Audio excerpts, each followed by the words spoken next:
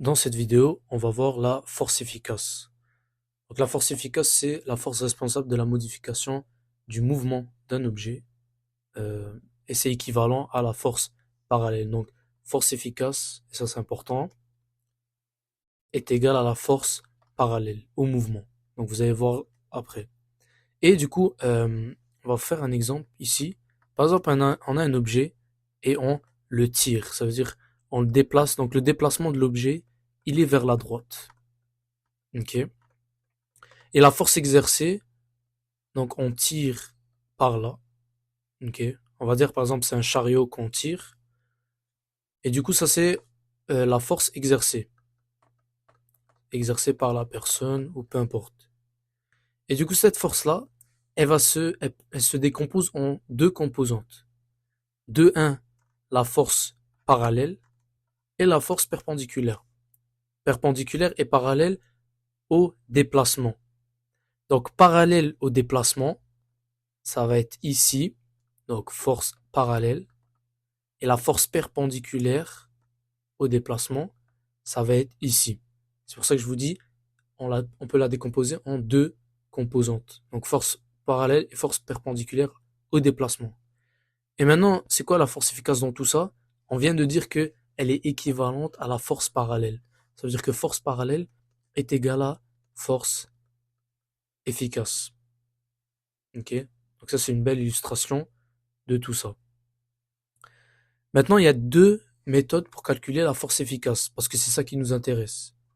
La première méthode, c'est la méthode graphique. Ok? Et celle-là, je la conseille pas trop, parce qu'elle prend beaucoup de temps.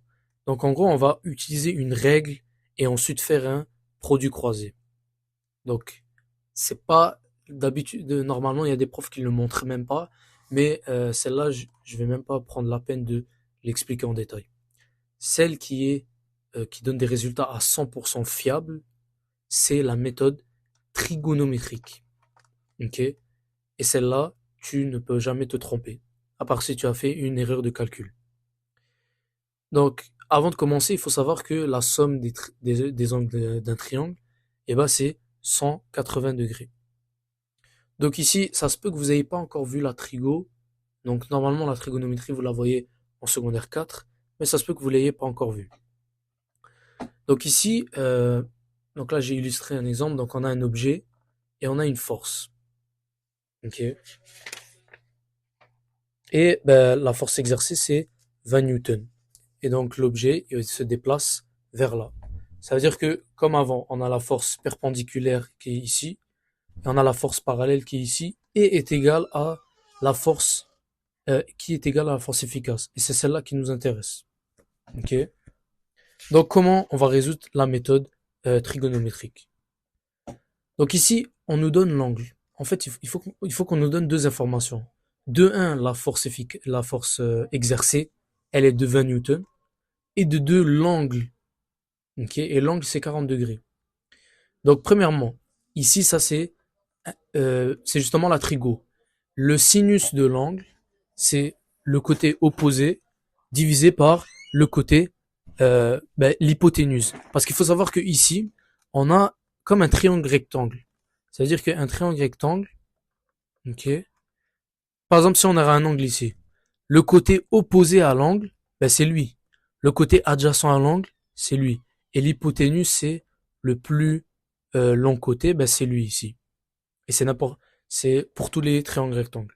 Donc on a toujours l'hypoténuse et les deux cathètes. Donc celui l'opposé à l'angle c'est lui et adjacent à l'angle c'est lui. Maintenant c'est différent si par exemple on prend l'angle ici. L'angle ici c'est différent. L'angle opposé à l'angle c'est sin. Ok. Donc opposé sur hypoténuse c'est sin et l'angle adjacent sur hypoténuse c'est cos. Donc là ici on a la force parallèle qui est ici, donc la force efficace ici. Et c'est ça qu'on veut chercher. Donc, par rapport à là, faut que vous vous posez la question. Par rapport à l'angle, est-ce que la force efficace est opposée, donc le côté de la force efficace, est-ce qu'il est opposé à l'angle ou est-ce qu'il est adjacent à l'angle? Là, si on regarde le côté opposé à l'angle, c'est la force perpendiculaire.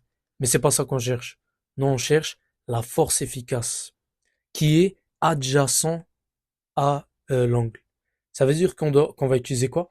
On va utiliser le cosinus parce que c'est le côté adjacent sur l'hypoténuse. Donc c'est ça qu'on va chercher parce que nous on a l'hypoténuse qui est justement de 20 newtons et c'est ça qu'on va voir. Donc cosinus, on va tout de suite écrire cosinus est égal, donc c'est le côté adjacent sur hypoténuse. Maintenant, nous, ce qu'on cherche, c'est pas l'angle cosinus. Cosinus, on l'a, c'est 40. Nous, on veut l'adjacent, le côté adjacent. Ça veut dire qu'on va un peu changer la formule. Ça va être adjacent est égal à cos fois l'hypoténuse. Maintenant, cos de l'angle, c'est 40 degrés. Et l'hypoténuse, bah, c'est le 20 newtons. Donc, c'est la force exercée par la personne. Donc, c'est 20 newtons. Donc, ici, je vais écrire 40. Cos de 40 fois 20 newtons. Et ça nous donne 15,3 newtons. On n'oublie pas que n'importe quelle force, c'est en newtons. Donc, adjacent, le côté adjacent qui est la force efficace et la force parallèle en même temps, elle est de 15,3 newtons. Donc, je répète, première étape, c'est vraiment de voir la force efficace, elle est quoi selon l'angle. Ici, c'est l'angle adjacent, donc automatiquement, c'est cosinus. Si la force efficace serait euh, opposée à l'angle, donc par exemple ici, admettons que l'angle, il serait là, ok? Et la force efficace est là. Ben, pour l'angle, c'est opposé, donc automatiquement, ça va être sin. Donc dans l'exemple que j'ai mis, c'est cos. Donc cosinus, on utilise justement ça ici. Donc sinus est égal à opposant sur hypoténuse. Donc ça, faut l'apprendre, ou sinon j'ai un petit truc pour que vous l'appreniez, c'est le SOHCAHTOA. SOHCAHTOA, donc S c'est pour sinus, opposé sur hypoténuse. Cosinus est égal à adjacent sur hypoténuse. Tangente est égal à opposé, donc côté opposé sur côté adjacent. Donc SOHCAHTOA, c'est vraiment facile, et justement je l'utilisais pour que je me souvienne justement de la trigo. Donc SOHCAHTOA. Donc ça c'est la première étape. Donc on vient de trouver euh, justement le côté adjacent à l'angle qui est justement la force efficace.